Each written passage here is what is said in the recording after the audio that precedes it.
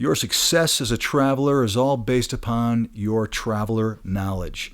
It's all based upon your traveler wisdom. Hopefully it's all based upon you evolving and becoming a stronger and stronger traveler. Again, I've told this many times, I've said this a bunch of times, I guess I should say, how successful you are as a traveler has a lot to do with how willing you are to put in the time and effort and energy to become a very, very successful traveler. So today, we're going to talk about that very topic, how to be a successful traveler, on today's edition and this week's edition of Travel Evolved.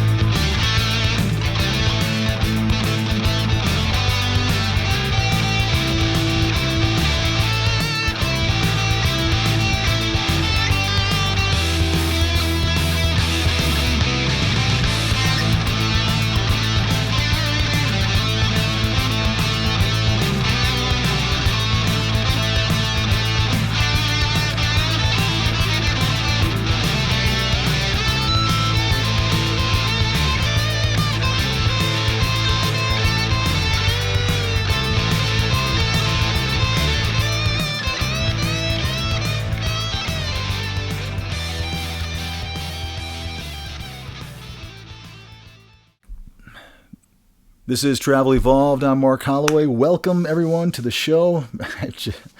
I'm kind of giddy a little bit. I am focusing on working out a very controversial episode that I really, really want to do.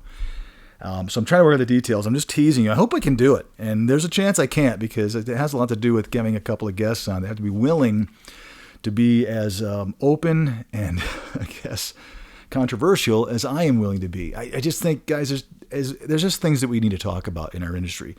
In healthcare professions right now, across the United States, in hospitals, we have to be willing to openly discuss some things that nobody really wants to openly discuss. So anyway, I just hung up the phone with one of my travelers who I was talking to the idea about this, and I'm just, again, little teaser, I'm hoping that in the next couple of episodes, we're going to have a really interesting and fun topic, which I really want to do, which is why I hope you guys have subscribed and are joining our podcast and our YouTube channel, because that's the whole idea. So let's stop and thank everyone for doing that, as I always do.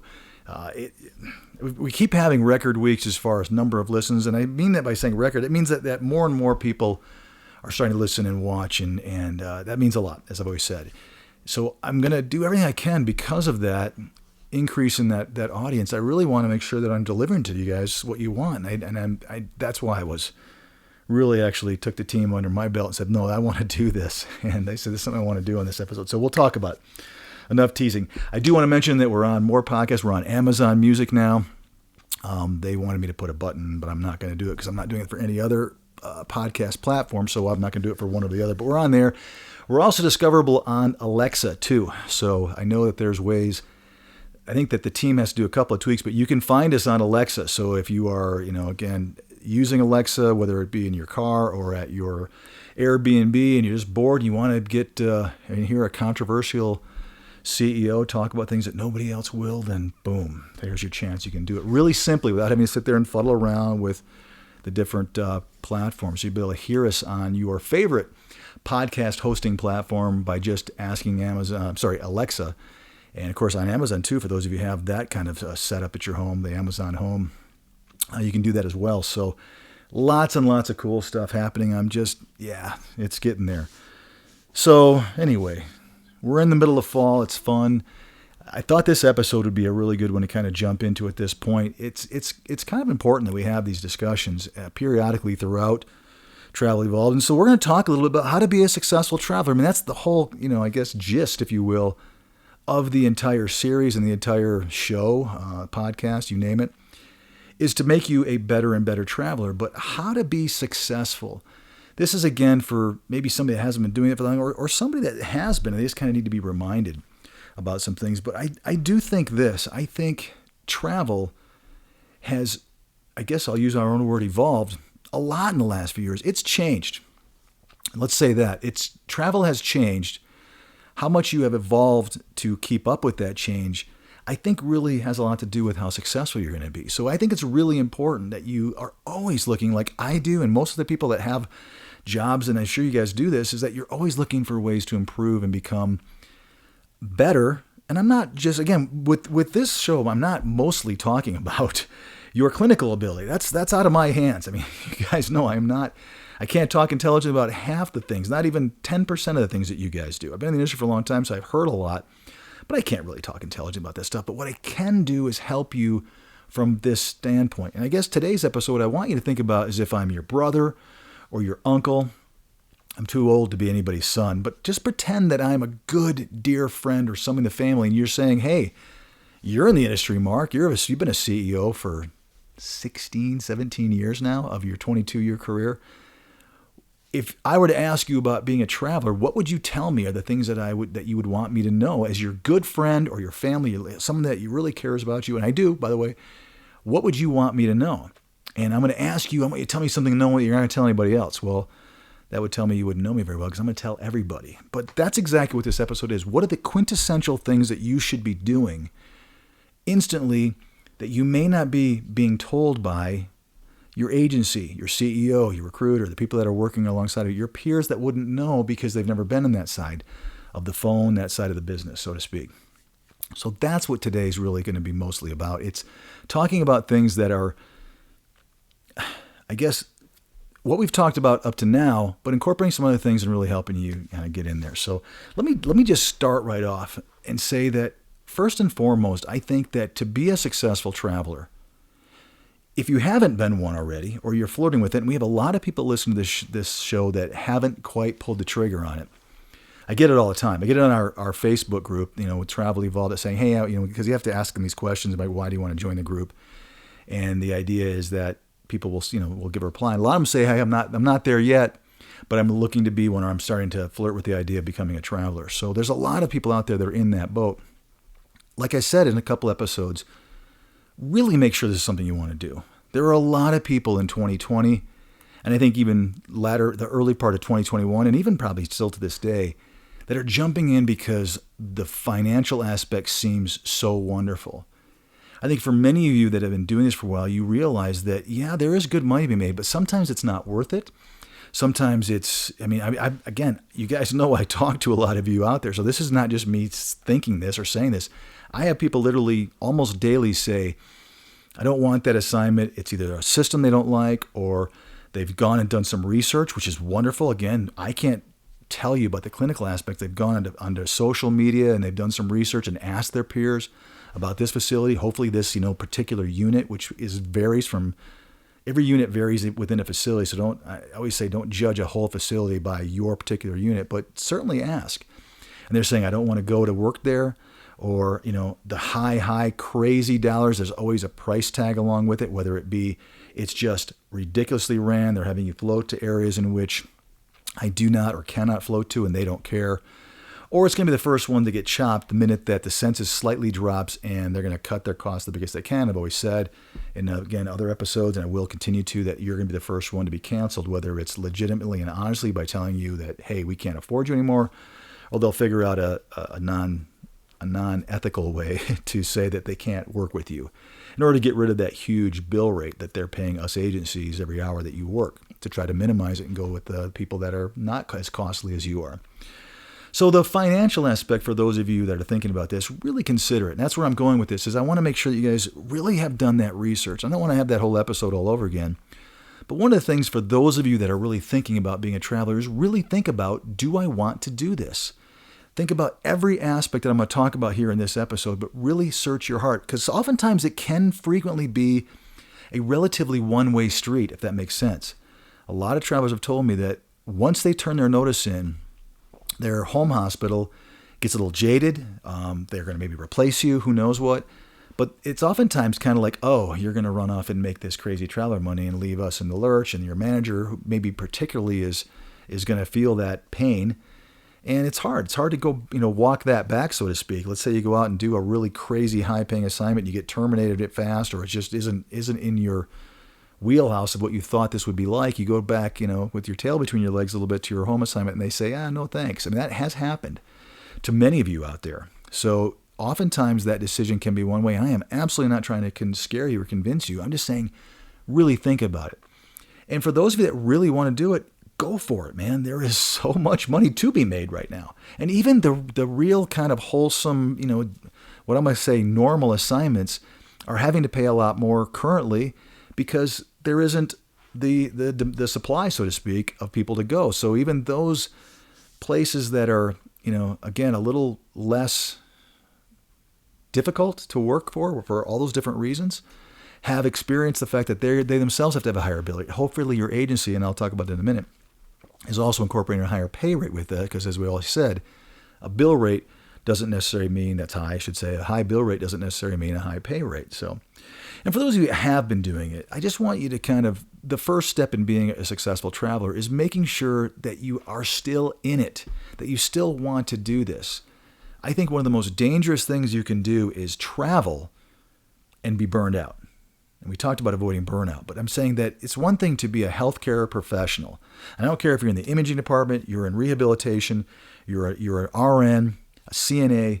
If you're burnt out and you're on the road, it's going to affect you heavier. So make sure you still want to do this. If you're thinking about not doing this anymore, you cannot be successful if your heart and your head isn't in the game anymore. So start to think about maybe going on board, back home permanent, or finding that place you've been looking for that you can hang your hat for the remainder of your career. There's nothing wrong with that.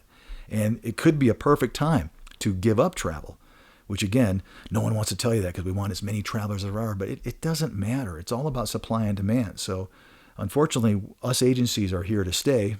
At least the potential for us is here to stay for a while.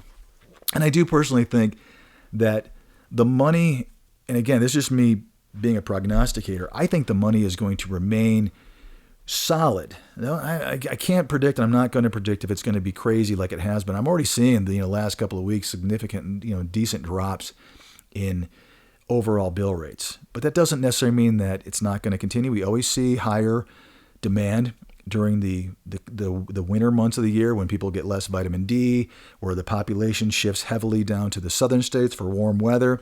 It creates surplus surges, as we've said, high demand down there, leaving less travelers to take care of the facilities that are not in the cooler climates. So it's a wonderful time for 7-8 months, in my opinion. There's always a good higher pay rate. It seems like the summers typically are lower, just because it's all spread out. But I think overall there is going to be good financial for a while, and I do believe that if nothing else, what happened in the last year and a half is going to continue to make the overall bill rates high. And I do think those should translate to overall pay rates being high as well. So I guess that's number one, is make sure you want to do it. Make sure you still want to do it for those of you that have been doing it for a while. I think it's incredibly important. I think the next thing I really just want to talk about is that you got to be really driven. Yes, you can be a traveler, and I'll say this a lot here today. You can be a traveler and be successful and just kind of go through the motions. We're at a time right now where that's possible. But I hope that's not why you're listening to me. I hope why you're listening to me is to give you some insight as to some things that will make you more successful. And that's, like I say, if I'm your uncle, I won't say niece or nephew or brother or sister. If you're my niece or nephew, brother or sister, but if I'm your brother or your uncle, and you were really coming to me asking me for what would be a very important aspect, I would say make sure you're driven to do this, because it is not easy. It is not easy to be a traveler. There is so much stress. There is a lot of reward. And I think for those of you that are doing this, the reward darn well better, supersede no matter where I put this microphone, I said it, supersede the negatives. And I think being driven is incredibly important with that. You've got to have your head in the game. You've got to make sure that you are ahead and one step ahead of your competition, one step ahead of your overall yearly financial plan, that you've got that, again, some tips and some tricks we're going to talk about here today. But get into it. Don't just kind of do it. You can be okay, but the episode's titled How to Be a Successful Traveler, and that's not, for those of you that are listening to it, how you do it. You don't become successful by just kind of going in there. You got to go after this stuff. You've got to understand the things we're going to talk about, and you want to have your head in the game and treat this, like I've always said, very separately from just being a healthcare provider. This is different. This is the traveling road show, so to speak, and it's a whole Wild West game out there that you have to understand, and you have to be very involved in your own career, which means get your head in the game and be super into this sort of thing. So, there's a lot of things that we've talked about in the past, and some of the things I want to say to be successful, you have to learn how to get through some of these obstacles. You have to learn how to navigate a tough assignment or assignment that isn't what it was or wasn't as advertised, so to speak. You get there. What do I do? Do I turn tail and bail and walk out and walk off the assignment? Potentially, certainly burning a bridge with that facility, maybe burning a bridge with that vendor, probably burning a bridge with your agency, but who cares? There's 300 of us out there, so that's not, again, no one's gonna like me for saying that, but the truth is you can burn agency stuff, because unless you're burning the highest paying in your absolute favorite agency, then it really doesn't matter, because there's going to be 300 other companies that will want your business. I'm just telling you, experiment with it. Walk off an assignment you don't like, tell your current company to go kick rocks, and then see if there's not 50 companies that you tell them, I walked off an assignment. They'll still be, oh, well, we'll take you, me included. I mean, it just isn't, it has to do with you, and you are the commodity I've always mentioned. And I really made some people mad by what I just said in the last 30 seconds, because it's the truth. It's transparent. It's exactly the deal. The only thing I would recommend is don't make the company that you like the best, and hopefully it's because they pay the most or because there's everything together. That's the company I would think twice about, because you could. There could be a company out there that you really love, and for whatever reason, maybe they're high paying, maybe they really have your back. They're huge, and they've got assignments in every city, and that's important to you. You don't want to make those folks mad, because you will probably not be able to work with them if you walk off. But you got to get through that tough assignment. It's important that you figure out a way to say, I'm going to make mistakes. I'm going to get misled. There are going to be things that happen, especially right now, where all of a sudden, out of the blue, maybe the manager didn't expect it, but I am now required to float, and I wasn't supposed to have to float, and now I need to, and I've got to decide how to get through this tough assignment. Those are the kind of things that are going to make you incredibly successful. Like I've said, you kind of have to treat this thing, you do have to treat this thing like it is a business for you, which means you've got to I guess, weigh the risk management, if you will. You have to weigh the pros and the cons of your actions on every single day and every single assignment that you take, and how that's going to affect your overall career, so to speak, which means I'm not just talking about walking off an assignment or accepting things that you maybe don't want, or saying yes to an assignment and then not even starting, which is seems to be really rampant a lot right now, because everyone's trying to better each other's deals. So travelers seem to be being a little bit dangerous by accepting one offer and then turning around. And I mean, I guess what I'm reading on social media, and I can see recruiters getting mad out there. I thought you were going to go with me, and this person did this, and watch out, and that sort of thing. By the way, there are sites that recruiters can bash travelers on. You guys may not know that, but there are sites that are for recruiters only, and they bash everybody. It's actually pretty hilarious. Not that they bash, but just the immaturity that you see on those sites is pretty crazy. So anyway, it's kind of funny, but it's I've been on there, so it's interesting to me to watch that stuff. But you guys there are sites that are specifically meant to beat up travelers, believe it or not. So I guess be aware and be careful, but treat this like a business model. Have it be where you're really focusing on keeping your expenses low. That's incredibly important. You can splurge when you need to. If you've lived in small towns and you've had to settle for things that are below your particular, and it is particular, level of living comfort, and you now find yourself in a larger city or maybe a place with more options, and you're like, gosh, this place is so nice, I want to live there because it's going to be great. That's different. But you've got to decide when those kinds of decisions to spend money are important for you and when they're not. Same kind of thing. You've got to make money, and you've got to decide how much money is enough, how much money is the right amount of money.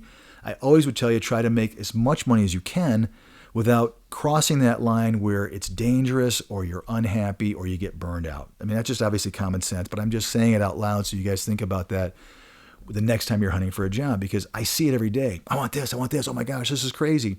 Not considering the cost of living in that town. They're only looking at what the recruiter or the agency is throwing out there as far as the potential gross or your weekly pay package, and not considering, that there's no housing or that housing is through the roof because it's seasonal, you name it. But treating this like a business mindset is the first thing I would tell a good friend of mine. You've got to really go into this saying, this is different than being whatever it was you were.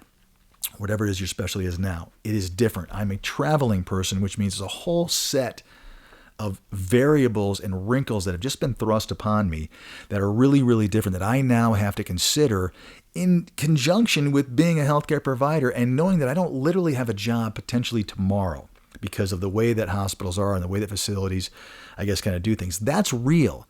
And I think to not consider that and say, I've got to be very business mindset oriented when it comes to, how often am I going to go out with the group, that I meet or the new friends I've had? How often am I going to spend some money? How many times do I really need to, be careful with the cost of living? Some of these cities right now, especially in certain parts of the country, going out to dinner is almost insane. It's I've seen it. I've experienced it. It's like, oh my gosh, just going to the grocery store in some counties right now and communities is out of control. So you've got to be real smart. And again, forget about you personally. You can go splurge and have fun maybe back home.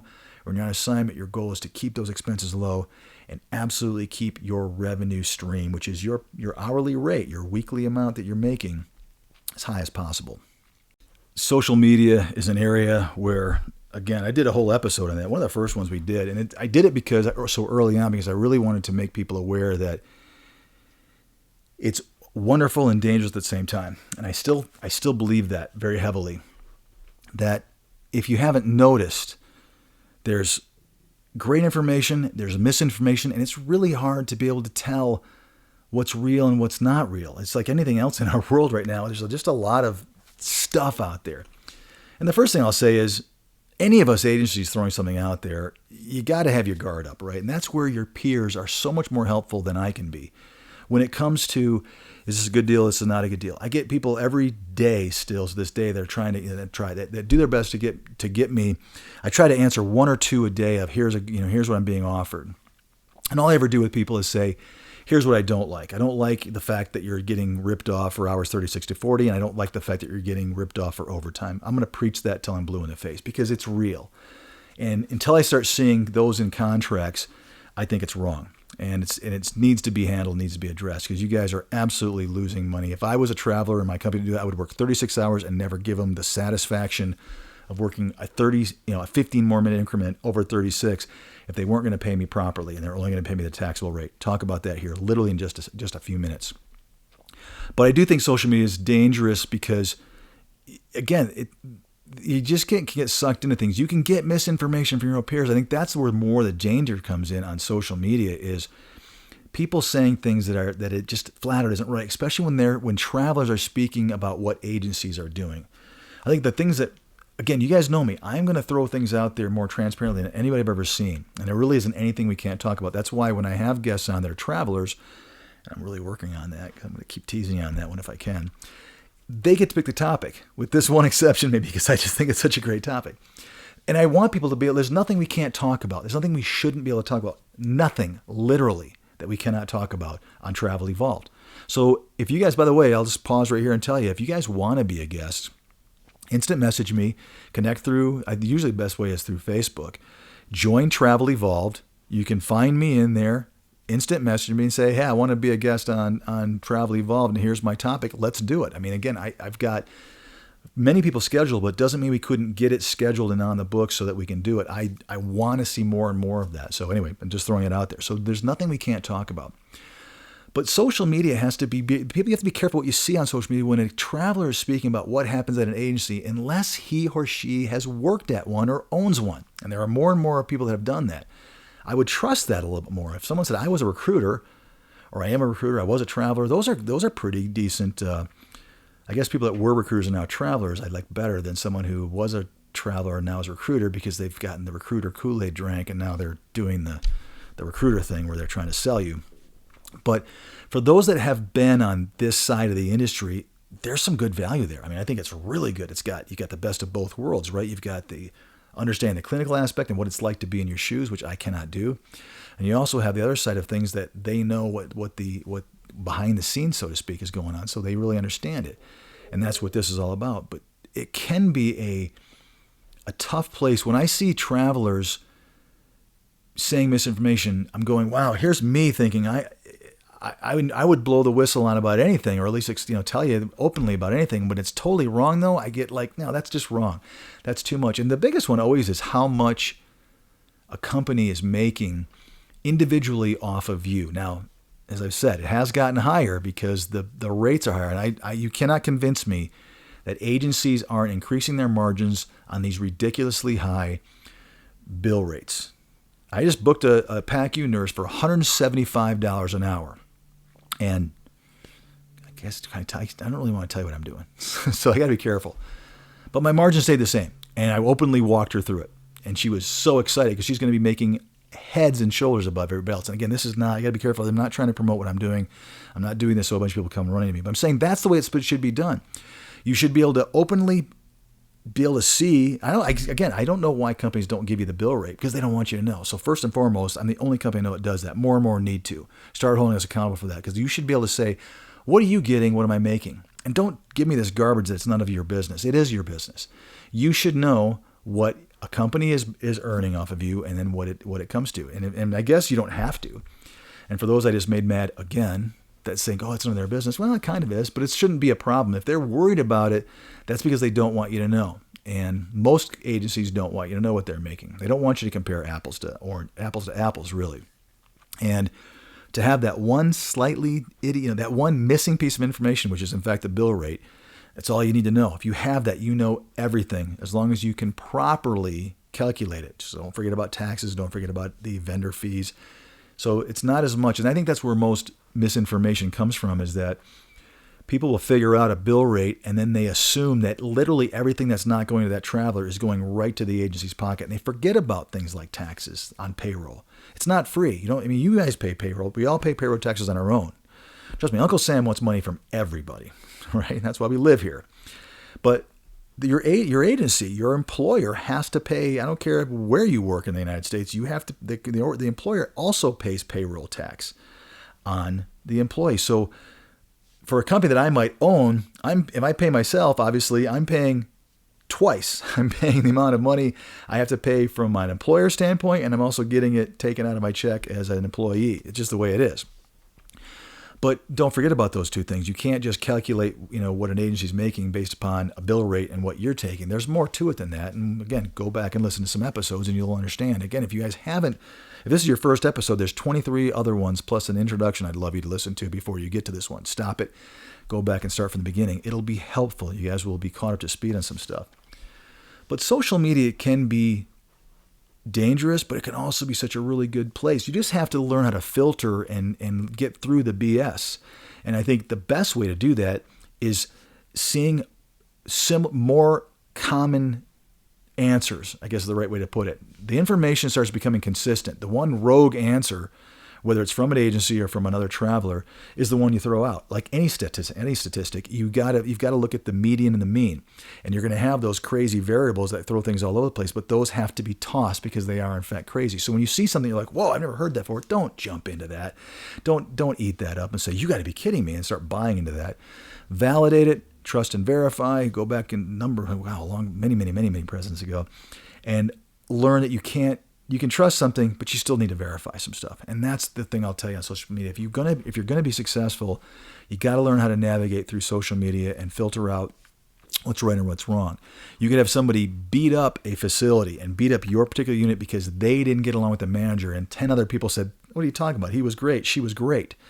So you guys know where I'm going with that. Be very careful with making decisions and judgments based upon that sort of thing. And I've had people lately making crazy decisions and judgment based upon cities and towns and counties, and based upon hearsay by one or two people, and not really doing a lot of research or asking their peers on things. I'm talking about from climate, literally, you name it, to just almost anything, culture. So just, again, volume means better decisions. More and more people are, like-minded along one particular answer to a question you see or something you're talking about on social media, the more likelihood it's gonna hold water, in my personal opinion. Okay, let's talk and jump into the big one, which is really understanding your offer. And I think that is one of the most important aspects of being a successful traveler, is that you have to know what you're looking at.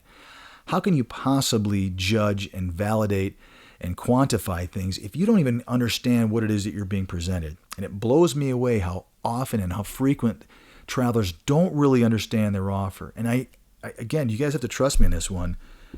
people say, I want you to walk me through this. And I start asking a couple relatively simple questions, and I get, what do you mean by that? I'm going, wait a minute, you've been traveling for 4 years and you never really thought about this aspect of it before? And I'm not trying to be tough. I'm just saying that this tells me that people sometimes don't really pay attention to the actual offer that they're getting. And here's where I'm going with that. I promised I would bring it back up. Here's the way all agencies, seems like, almost every agency that I've seen, literally in the last 6 months, as far as people that have presented their offer to me. And by the way, all you agencies, they present the actual offer to me. I'm seeing it either in the email or they're showing it to me on the actual text. They're forwarding it to me. So I'm talking perfect exact language. It's always, here's how much we're going to pay you hourly taxable, and here's how much we're going to pay you weekly tax-free, based upon the GSA's meals and incidentals rate in that county. And more often than not, a lot of agencies have moved to reducing that maximum amount and taxing you more, which is a little bit of a head scratcher to me, but I think a lot of agencies are doing that. You guys are in control. It's your paycheck. It is your pay. If you want to be maxed out in the GSA, you are allowed to. You can't go over that. You can't ask an agency to pay you more tax-free than what the GSA allows. I mean, I guess you could ask them, but I certainly wouldn't do it because it's not right. It's not legal. I can only take so much tax-free. It's like trying to claim that you're exempt if you're not exempt. There are rules to that sort of thing. So the more expensive a county is, the more money is tax-free. So how that works, and I'm going to try to go, not use my really rapid speech here. The real way it's working is that they've got a bill rate. They have a rate figured out of all these other incidentals, and it comes down to how much can we pay this traveler hourly. And we've got housing, we've got insurance, we've got meals, we've got travel, we've got anything else that particular agency has built in, credentialing. Most of them have a cost to that. Most of them may have some other marketing. You never know. There's all those little things. And by the way, I've seen a lot of those lately, and it's wild how much stuff is in there. When all is said and done, let's just talk about, here's your hourly compensation. And what they basically do, and I'm going to go slow here, is they've taken that full amount. They've taken that amount that they can pay, and they're dividing it by the number of hours in a week that your contract is, either 36 or 40, which gives them an hourly amount. Before they do that, though, they're looking at how much does that county allow for tax-free for meals and incidentals daily. So I'm just going to use some general figures, as I don't have a calculator with me. Let's just say that the position paid, $3,000 a week, gross amount. Forget about housing, forget about travel. So we're talking a real good one. So obviously housing would be even higher. Let's go even lower. Let me give you something more. Let's say it's $2,000 for your hourly, and there was obviously a huge amount for housing on top of that. But let's just talk about your hourly. Let's say it's $2,000. If the GSA, they'll have a daily amount for meals and incidentals. And you guys can look this up. It's under gsa.gov. You just go there, you type in, it says do a per diem search. At the top, you type in you want to do that, you type in the state, type in the city, and it pulls right up exactly how much, and it varies sometimes by month, depending on the cost of living in that county, the full amount you're allowed to take for meals and incidentals. It'll also give you that housing figure just for a separate conversation.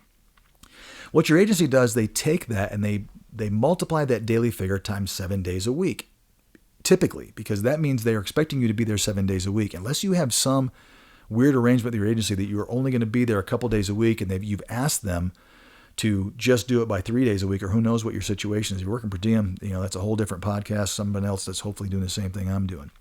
But they're taking that figure and they're multiplying it by 7 to come up with a weekly amount that they can now carve out of that $2,000 to make tax-free.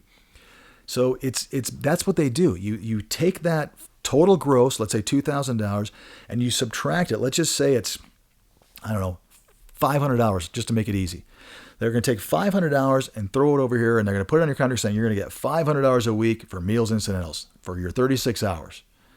And that leaves you, they're going to take that $1,500, they're going to divide it by 36 hours to come up with a taxable amount. Those two together equal your gross. Hope that made sense. It's pretty simple. It's not tough stuff. So now you have a taxable amount of basically $1,500 a week divided by 36 hours to give you an hourly amount. And that's what they put in your contract. And you've got a weekly gross tax-free amount. All's great when you work 36 hours. No problems there. They're going to throw in some housing. They're going to throw in some travel. They may offer you some insurance. There may be a cost to you. There may not be a cost to you. There could be I don't know, sometimes they'll either do it blindly and they've already figured out what their credentialing fees are, what their swag is, you name it, all the different things they have. Sometimes they'll throw it in there. But let's say that's basically a pretty straightforward contract. I only see those two things with housing, and sometimes I see an insurance benefit thrown in there. All's great. As I've said before, where I struggle and have problems with is what happens on that anything over 36, between 36 and 40, and then what happens to your overtime, your callback. I didn't turn my phone off, but it's just giving me some notification, and your holiday pay. So where I struggle and where I have the biggest problem of understanding my offer is when it comes to those overtime hours, the contracts are typically silent. Extra hours. Those contracts are silent about what the pay is.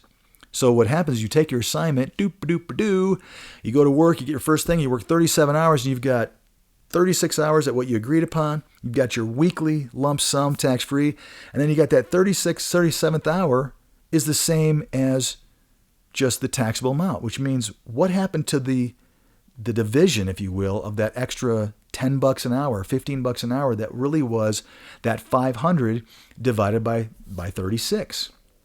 If that makes sense to you guys. That's your compensation too. So why all of a sudden are you only getting the tax amount? And here's what the agencies will always tell you. Well, we can't give you that because we've maxed out your tax-free dollars. Yes, that's a true statement, but a baloney answer. If that makes sense to you guys.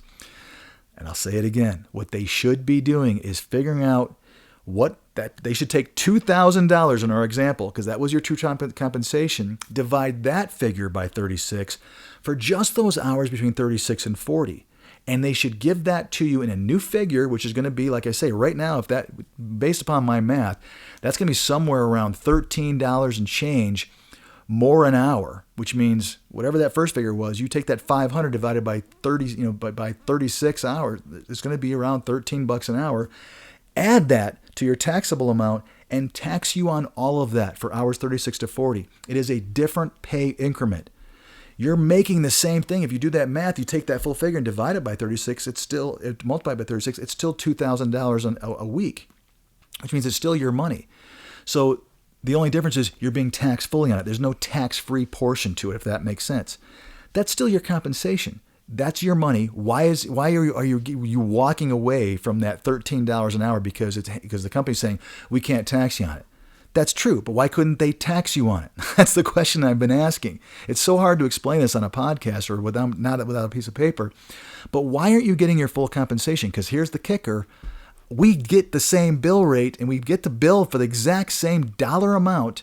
I'm billing $175 an hour for that. Well, she happens to be PACU, so I think she's on a 40-hour work week. But if she wasn't, and she was, let's say an ER traveler or somebody, let's say ER, I'd still be billing that $175 an hour for that 37th hour. So why I wouldn't be paying her full compensation, just saying, oh, here's just your taxable amount. It's because it makes companies a ton of money and it keeps it in their pocket and doesn't put it in yours. And that's where I have my biggest absolute problem with agencies right now. It's wrong.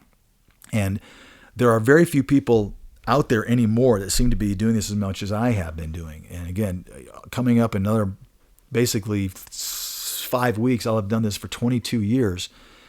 It's new. I'm like that whole thing when you talk about the history of the earth and man has only been on it for the last few seconds.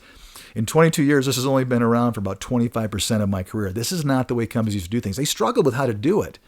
But again, some genius came up with the idea, like, let's hide behind this. You can't pay tax-free, any more tax-free dollars, and just not finish that sentence and not explain it to people. This is an important thing. For those of you that work 37 and a half, 38, 39 hours, it's a big deal. It doesn't sound like a lot, but do that for 2.5 hours every week over the course of an entire year. You are literally walking away from thousands of dollars a year because your company is keeping them. And they're doing that for 500, 800 people. Do you know how many millions of dollars that is for that company? It's a ton. And they're all angry with me because, well, actually, they don't. You know what? They don't care because most travelers aren't listening to Travel Evolved, so they don't get it. And so it's not going to change until more people start waking up to this sort of thing. And you guys can disrupt the industry. You can change this and make people start doing things the right way.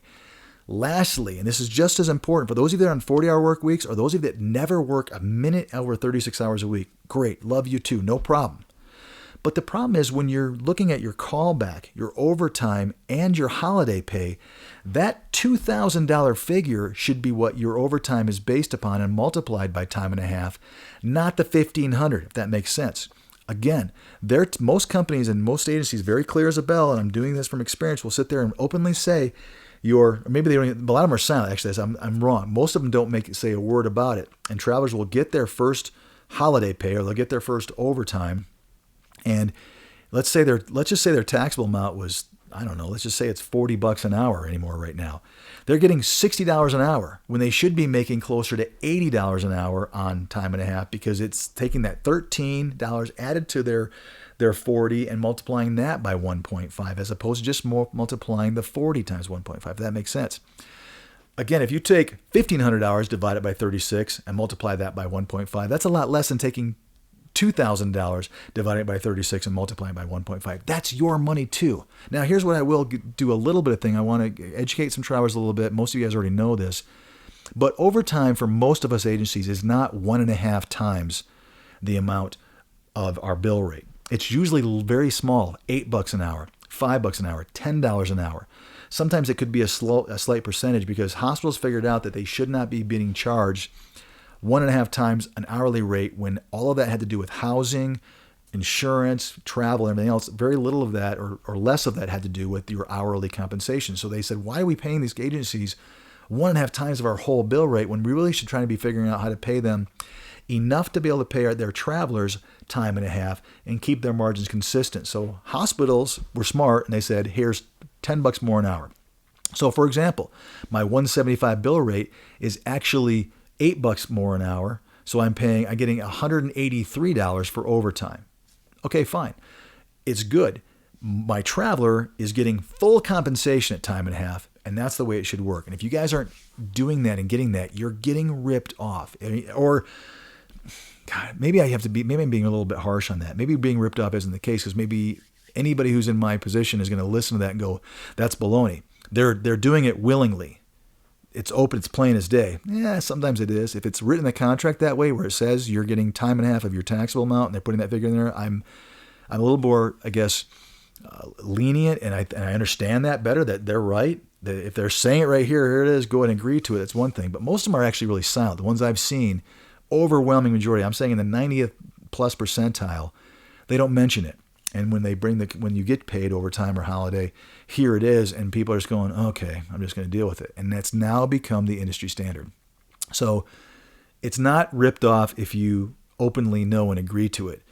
And maybe some CEOs and counterparts will say it's not ripped off if they get their check and they don't question it and they just do it. And again, now it's been done so frequently, it's just become part of the deal. And you guys deserve better. And that's one of the things the first thing I would tell someone to be successful travelers, understand how this machine works and how many millions and millions of dollars are at play for just that little tiny wrinkle. This is big bucks, ladies and gentlemen. And unfortunately, you guys are doing all the heavy lifting. And there are some companies out there, all of us make a good amount of money. I really will tell you. That's just transparently. It's a good industry to be in if you understand it from this side of the desk. But you got to be careful, because there's some sharks out there that will take advantage of a naive traveler who doesn't quite get this, or at least doesn't ask the questions. If you agree to this sort of thing and you're willing to, and maybe you love the company, you love the assignment, it's fine with you, perfect, go for it, knock yourself out. But for the average person out there that wants better, there are companies that are doing this. More and more of you start asking to be paid properly. More and more of us will have to do it because you guys are in demand and we want you. I just said earlier, if you get fired, walk away and see how many of us are scramble. Walk away from a company that's not willing to do this, because 300 other companies, maybe more, have the exact same contract. One of them will go, okay, we'll do it for her, but we're going to get the rest of them. Pretty soon, there's going to be more and more hers or hims, and pretty soon you're going to change the industry for sure. Let's switch gears for just a second, because I told you I was going to. That one is important to me, and that was really what I wanted to get out. I've done it a couple times. I know some of you are going, man, this guy constantly harps on that, but I think it's hard to explain. I won't say I think it is. It's really hard to explain. For those of you I've talked to on the phone, sometimes I'm like, hey, I think I actually did a pretty good job explaining that to you, better than I've done on a podcast. It's just hard to get people to understand a financial stuff without a visual assistance. It just is. Try to explain, I don't know, anything that's financial over the phone to somebody without being able to have an interaction. It's really difficult. So I'm going to keep doing that because eventually more and more of you go, oh, I got it that time, because it's me, I get it. It's just not easy. So the more I say it, the more people are going to start going, now I finally understand what it is that he is so amped up about. So there you go. I want to jump in it with traveler marketability. Again, I know I did a whole episode on this, but again, if you're asking me what makes you a successful traveler, this is a real big one for me. You guys are all in competition with each other right now out there. And I see it all the time. There are really great jobs for whatever that means to you, and it's so individual. And I always think it's crazy when recruiters say, I've got great jobs. Or, really? What does that mean to me? How do you know what a great job is for me? Great job for me may be one that's the closest one I can get to my house. Maybe the great big job for me is the highest paying. I don't know. But you want a certain position, and so does many other people. What makes it good for you typically, or great for you, or a super attractive position to you, is typically going to make it that way to many other people. Unless we're talking about one of those unique things that you're one of the few people that find this a great assignment because of some interesting or uniqueness in what you're looking for. But the overwhelming majority of positions, the better they are, and again, I'm just stereotyping, the more competition there is for them. It's supply and demand.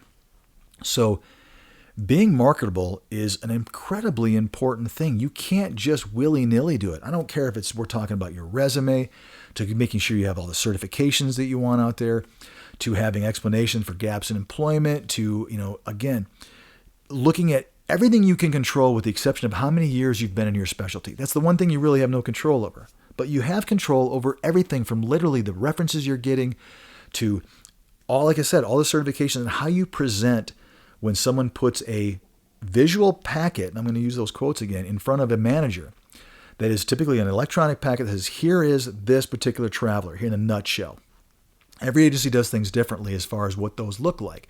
But as of this recording, for the most part, I cannot think of a facility that doesn't get them in on a packet, that they either will look at online or through, some sort of a drive, or they're looking at it on their phone, or it's actually a piece of paper. But it is a visual statement of here is who you are as a traveler. And that's exactly what those managers and those hiring authorities are looking at. Does this person qualify? Who are the best qualified people for my wonderful assignment? And obviously, the more wonderful it is, the more people are going to have to choose from. That's just the way it is, right? That's the equilibrium in our world. So being marketable and understanding that marketability, understanding when you can't be marketable, is really important. It's just as important to recognize, to elevate your visual appeal to a manager, as it is to also understand, I have no control over this, so I need to potentially lower some of my expectations. Right now, I am seeing inexperienced travelers putting all their marbles into these crazy high-paying assignments, even through me, and I'm going, it's going to be hard because I can see what they're up against internally. And guys, by the way, you understand that. You're not exclusive. Even with your recruiter, if there's a job that's in great location, paying high, your recruiter will not hesitate to put 3 or 4 people better than you. And I mean better, I'm talking visually, on a piece of paper. I mean, I'm just judging it that way. They may not be as good, but they will have no problem with submitting somebody else. Well, they sit there and tell you how much they love you, and I really hope you get the job. They're going to, if they've got 3 other people that are more qualified, have more experience, are, you name it, they're not going to hesitate for a second to put them in front. And don't think twice that they won't. Not to mention the company itself that you're working for, the agency, has got multiple recruiters doing the same thing. It's not about picking and choosing. There's not an agency out there I know that says, oh, we already got a good candidate in front of that position. Let's not put anybody else there. Let's focus and try to sell them on other positions. No, baloney. They're going to put as many as they can because they want the job. And hopefully they're putting multiple candidates from multiple places because they maybe didn't get that job, but you're going to get your choice B or your choice C. That's the way it really works. So understand that your marketability and how good you are on paper, again, I'm just using that as an example, but you guys know is incredibly important. It gives you both good information on what you should be going after, what you also shouldn't be going after, and what your chances are. So elevating your profile, I'll call it that, is incredibly important. Check with your references, man. Make sure that they're giving you good stuff. I'm not going to do the episode all over again. I always say that, don't I? But I ended up doing a lot of the episode all over again. But it's important. Don't just you got to keep that stuff up to snuff. Check your resume. And this is the hardest one. Those of you that are so experienced that have done 30 travel assignments in the last however many years that is, make sure that you're looking at whether or not it's updated, because they will ask. I get this as an insanely qualified, very experienced traveler, but I don't see that she's been doing anything or he's been doing anything for 6 months. And you could get passed over for that because your competitor who's listening to this also has, and they've got a great looking resume that has that, boom, right there, top, front, and center. So be aware of that. Supply and demand is an area that I'm going to just briefly touch on with being, how to be a successful traveler is that, go back and listen to that episode too. You have to understand the fluctuations that happen around our country based upon really the demand and then the supply that's looking for. I just kind of mentioned it. Really great paying jobs, right? There are hospitals that have zero trouble filling positions. And some of them most of them, I should say, all of them lower their rates, but some of them can go down really low because the location of the facility or whatever the nuance is for that particular job and opening is easier to fill than another one. And the same thing applies reversely, and that is that for those positions that are really difficult to fill or there's something you're walking into, they have to naturally throw things out higher. And understanding how that works really makes sense. I know I've said this a lot recently, but some of my best travelers and most knowledgeable travelers are the ones that are saying, I'm staying away from that top 10% pay. I'm going for that 80 to 90 because those are the assignments right now that I see are really the most solid. And looking at social media over the last year, if I can trust the overwhelming majority and not just one person, that's what I'm seeing is that those top ones, go back to any page that a group and look sometime around February, March, April of 2021 and look at how many people are complaining about getting canned, let go, fired when weather started getting nicer and the rates started dropping. The first ones to go were those really high paying ones. And right now, I think it's more about the highest paying ones. There's usually a little secret that you don't know about when you get there. And it usually has to do with floating or doing an area outside of your scope of work that you're not comfortable with. That's what I'm just saying. So be careful. But understand supply and demand is real. In other years, it's a lot to do with seasonality. But there is an ebb and flow to this thing. And if you're really become an experienced, successful traveler, you're going to really know how to navigate through that. You're going to go for, the times of year that make sense to you with regard to supply and demand and seasonality, when to make the money, when to blow off some steam and have a good solid assignment that is, and there's nothing wrong with that, by the way, having an assignment that is, okay, this I can do. It's may not be the most lucrative, but there's great reasons why. Maybe it's an easy assignment. Maybe it's close to home, like I said. You never know. But there are times when you look at your whole career that supply and demand and seasonality are a really important aspect to really understand and learn and to watch and to, what's what I'm looking for, I guess, to adapt to with regard to how to be a successful traveler and how to really walk through that and annualize that, because a lot of it does evolve around seasonality, but right now things are really off kilter. So navigate that too. When does it make sense for me to go after some high paying stuff? When does it make sense for me to go in a certain location, certain destination? When does it not? So that's all I'm kind of getting at. Tricks of the trade. I wrote that down. How do I kind of figure out how to breach this one? Let's start off with some easy ones. First of all, to be a successful traveler, you have to understand things like how to secure housing. Going back to what I said earlier with regard to treating this like a business mindset. What are the best ways to find housing? What are the ways to find the best housing at the cheapest rates? Whether you're talking about Airbnb or you're talking about, talking to a realtor, there are tricks that you will learn as a traveler to become successful. We're going to do a whole episode on that, so I'm not going to give that one away as opposed to saying what I have already talked about. But there are some definite tricks you want to learn about not just housing. I'm talking about from, how to credential yourself, how to make sure you've got all your things up to speed. I'm still blown away this day and age that some of my most experienced, knowledgeable, veteran-savvy travelers aren't prepared with their credentialing. They don't have things right at the ready that are their standard things they know they're going to need for each and every single assignment. Their immunizations, guys, those don't change. If you've had a titer drawn, great. If you don't have your actual immunizations, great. Those things typically, once you've had a titer drawn and it shows what you've had, that's good for a long period of time, which means why don't you have that at the ready? I know you've got to get a TB potentially every time you take an assignment. Obviously there's stuff that you don't involve. I know they want fit tests nowadays. I know that there's, you're going to need to make sure that you get a tetanus shot every 10 years. There are things that are a little more dynamic, but those things that are stable, have those. I'm just kind of being like, wow, why can't you? You guys will make your life so much easier. The veteran traveler that is scrambling to get stuff together, whether they know they need, by the way, that goes with this. You need a physical at least every year. Many hospitals and vendors require that more frequently. The same thing with the titer, like I just mentioned. The same thing with like I said, fit test. If it's coming up and you haven't had one for 13 or 14 months, get ready to go do it. Don't wait until your agency asks you. If you accept the position, go get it the next day because you're going to need it. Get a TB. Sometimes they need 2 TBs in the last 6 months. Sometimes they need 2 TBs in the last 3 years, 3 months. It's all over the place. But get organized with regard to your credentialing. There are vendors right now, I'll share with you guys, that are slowing us agencies down. And I'm hoping that my competitors hear this because I know it's out there and it's true. We can move faster and get our stuff done, which includes background checks, drug screens, the sex offender, the exclusions list, all the things that we have to do on our own, all the different paperwork and DocuSigns and things that you guys have to sign off, whether it's job descriptions, smoke-free policies, you name it, the contracts we have to sign with the hospitals, all that stuff we can do faster than some of these big vendors are able to adhere to right now. They are so backed up that even though we're done, we can't get you started because they don't have their act together because they've been so busy or internal issues. So I'm telling you guys that right now, having your credentialing done and ready is going to help you guys keep money. You're going to lose money every week you're not working. That's a fact.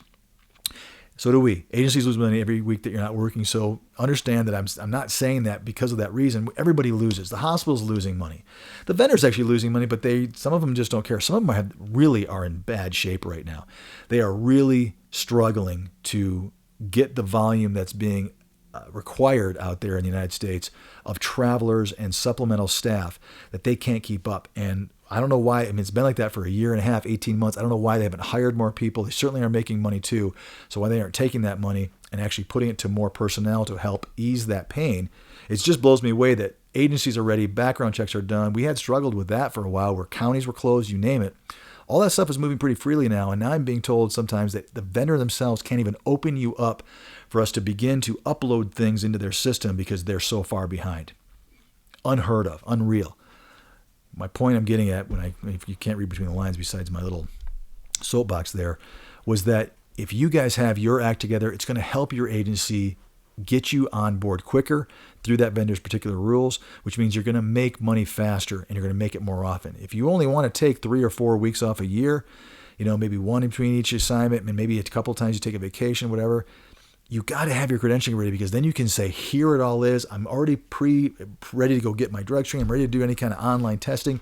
And already know that I've got to do a physical and some TB stuff. So hopefully your agency's got their requirements to you fast. Get it done and have those absolute static things that don't change consistent and be able to get those electronically to your agency really quickly. It's going to make you a successful traveler like nothing else is going to be. I want to talk briefly about having some foresight to be able to kind of make sure, again, going back to what I said a minute ago, having a yearly plan. So here's the big one.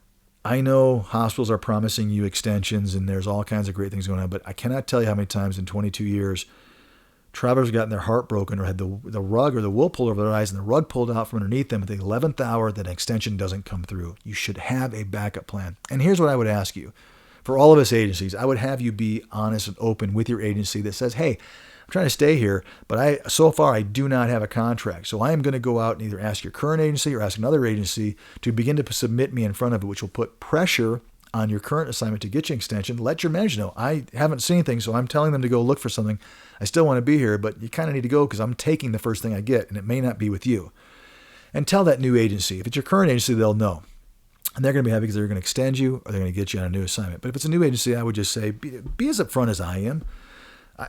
Listen, I would still work with you. If you told me I'm on a contract, I'm trying to extend, but I'm interested in going in front, you got to be careful from an agency standpoint that you're not throwing spaghetti at the wall to see what sticks. They get frustrated from a vendor standpoint if you're throwing people in front of a job and they really aren't interested, which is why you see me on social media complaining all the time about those blind submissions. I think they're nuts. I don't know why an agency would do them, but they do. The same thing kind of applies to you guys as travelers. Be careful of asking an agency just to throw you at anything because you're going to start looking bad with that agency and certainly with that vendor. More and more vendors are looking at and tracking this stuff. This particular traveler, has accepted or asked to be submitted to 20 positions and has taken 0, we're not going to submit him or her anymore. That's real. So be careful, scrutinize it a little bit. But kind of have a game plan is what I'm getting at for your next go around. If you're not seeing it and you need to stay working, you don't want to take a week or 2 off, start planning 6 weeks in advance and start getting submitted. I think that's my number right now. 6 weeks is, if you have 6 weeks from your next potential start date of your new assignment, your availability or when you would actually start, 6 weeks before then, I would be having my agency or agencies submitting me to new opportunities, and I would certainly be asking for an extension at that point. I would be forthright and say, I'm going to take something because I am not going to be unemployed for 3 or 4 weeks. That's crazy. That's not a successful traveler, in my opinion. And then lastly, I want to talk about just by some of the tricks of the trade. Have a nest egg. Have that thing we talk about a lot on Travel Evolved, that you are ready and prepared financially for the unknowns, the holy cow that I didn't know I was going to lose a position. I didn't know I wasn't going to be able to go. I've been counting on this assignment. I didn't know I was going to get terminated out of the blue, or they were going to end my assignment because of financial reasons, or I was going to get there and I just can't deal with this facility anymore. Have that nest egg. And the faster you can have it, put it someplace in a bank and forget about it. It will absolutely save your bacon one time, and you will be much more successful if you're not totally going, oh my gosh, I have to now take X, Y, and Z. That money gives you options, and those that know me well, I think options give you the ability to make way better decisions when you have options. So there you have it. How to be a successful traveler. I want to talk about us agencies. Don't buy into the BS. How's that for an answer? To be a successful traveler, I would say, I think you should, in my opinion, you should be, well, first of all, I'll say this, and I said it many times, I would work for the top paying company at that particular assignment.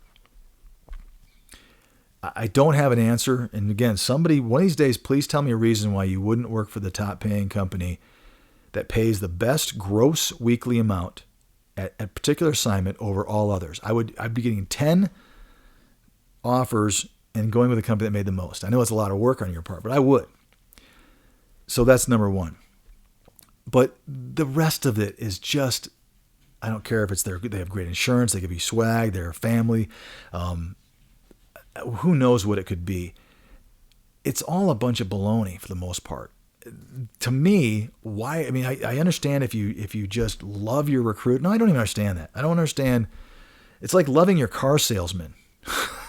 And I'm not trying to make it sound like a used car. So I didn't say used. But if you have a particular, my wife is about the same model of car, brand of car, not model, brand of car, for 20 years. Like almost the whole time I've been married. She likes that particular brand. It's the kind of car she likes, right? Okay. She would buy that car from any blank dealership in the country that she was getting the best deal for.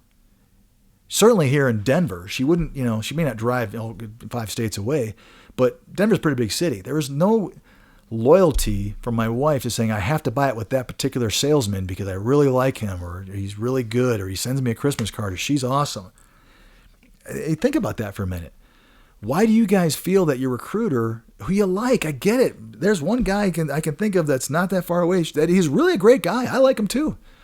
But if somebody else north of Denver has a deal on that particular brand of car, I'm not going to buy it from this guy. They're offering me something for a couple grand less for the same exact car. Does that make sense to you guys? Why would you put how you feel about a recruiter over what is going to help you put money in your pocket? And we're not talking sometimes, a little bit of money. We're talking, it could be $10,000. I'm talking about $2,000 for a particular type of car. You could be walking away from 10 grand by sticking with a particular recruiter or a particular company year round because you like him or her.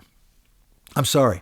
And for those people that are really likable out there and really good salespeople, I just totally blew it for them because they're like, oh man, that's what I had. I mean, what else do they have? Put yourself in our shoes for a minute. If you're a recruiter for a company and you've got this particular job pops up, 300, 400 companies have the exact same thing. You're hoping that your relationship with that traveler is strong enough that he or she are going to take what you want and blindly accept it without shopping it around. And you do all day long. All of you guys do. They count on that. And that's why they work so hard to give you the rest of the stuff. And so that's what I'm trying to say at this one is just don't buy into a lot of that. And there, by the way, I'm seeing more and more, I wouldn't say grizzled, but more chiseled, I think is a better way to put it. Travelers that are saying, you know what, show me the money. I mean, I get it. I like it too. Great, but show me the money. This is not a relationship. This is a business. This is a business decision you're making. Put yourself in that business mindset. Why take a job with a company? These companies that are, these huge, monolith companies that are offering and taking 30+% margins, or these little guys that are trying to keep up with those Joneses, walk away from them, man. They're going to, you guys can change this. You can change this industry and you can make them change. You can actually make them become a better agency. If you start telling them, no, you're the lowest paying person out there, or there's too many other companies paying more than you. I'm not going to, because either recruiters are going to start quitting.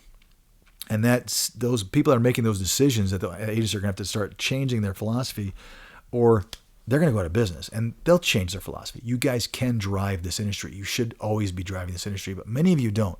Many of you just accept and do it because it's easier. You don't put the time in. I get it. I understand, but man, make that difference. So I think I'm going to leave it at that. I'm going to beat up all of us and down the road, but I hope this was helpful, guys. Just so you know, I kind of summarized a lot of the episodes we've done up to now.